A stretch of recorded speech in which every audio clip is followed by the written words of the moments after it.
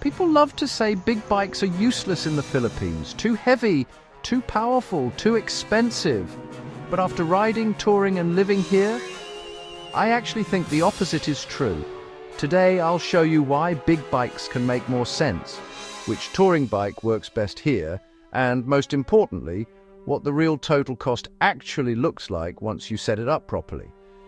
Let's talk reality, not brochure specs. The Philippines is a very specific riding environment. You don't have endless smooth highways, you don't have consistent road quality, and you don't have predictable weather.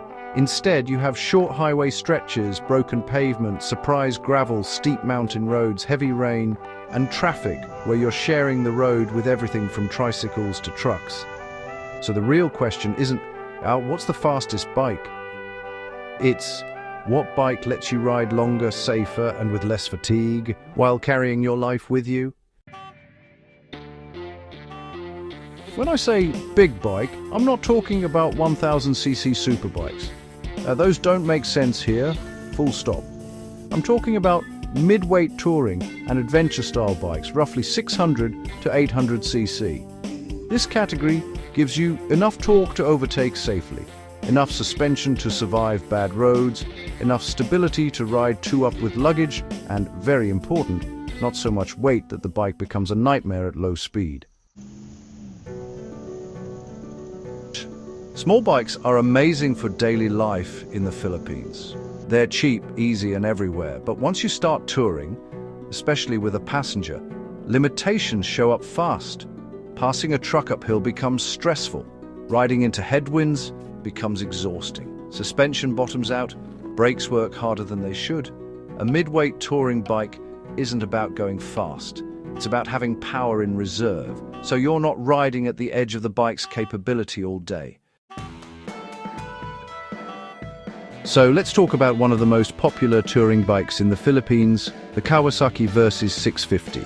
It's not flashy, it doesn't scream adventure, but what it does extremely well is balance.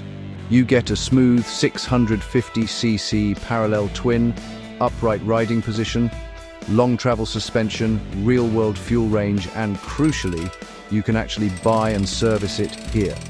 Compared to the Dominar 400, which is slowly disappearing, the Versys sits in a sweet spot where availability, reliability, and capability all meet.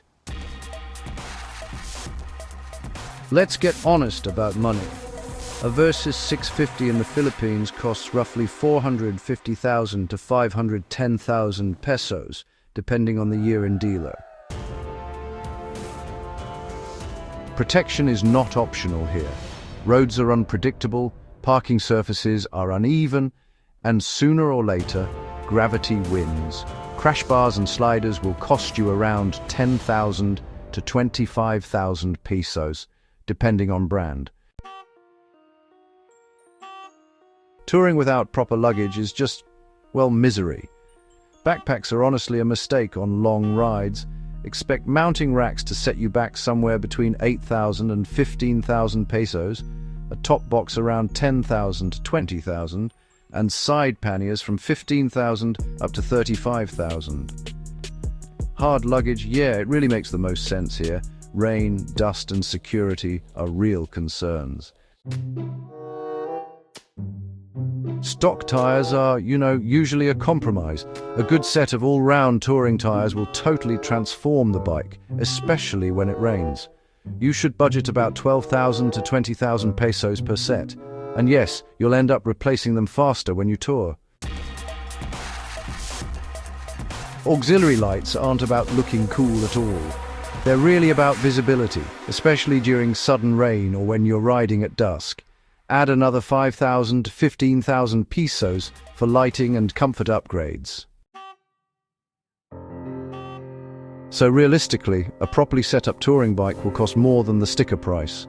But what you're buying is reliability, safety, and comfort over thousands of kilometers. For most riders in the Philippines, a smartphone with offline maps, a solid mount, and charging is more than enough. Dedicated GPS units are nice, but honestly, They're expensive and kind of overkill unless you ride very remote routes regularly. The real key is offline navigation and, of course, battery management.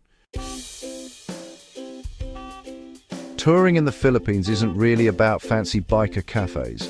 It's about fuel stops, carinderias, finding some shade, and, staying hydrated. The good news? Fuel is frequent, food is everywhere, and people are genuinely curious and super welcoming. A comfortable bike turns these stops into pure enjoyment, not just recovery breaks. So, do big bikes make sense in the Philippines? Not all of them. But a well-chosen mid-weight touring bike absolutely does. It's not about speed, it's about control, comfort, and finishing the day less tired than when you started. For me, bikes like the Versys 650 hit that balance better than almost anything else available here. If you're touring in the Philippines, and tell me, what bike are you riding and what would you choose next? And if you want real touring routes, gear tests, and honest riding stories, subscribe to Den on Tour.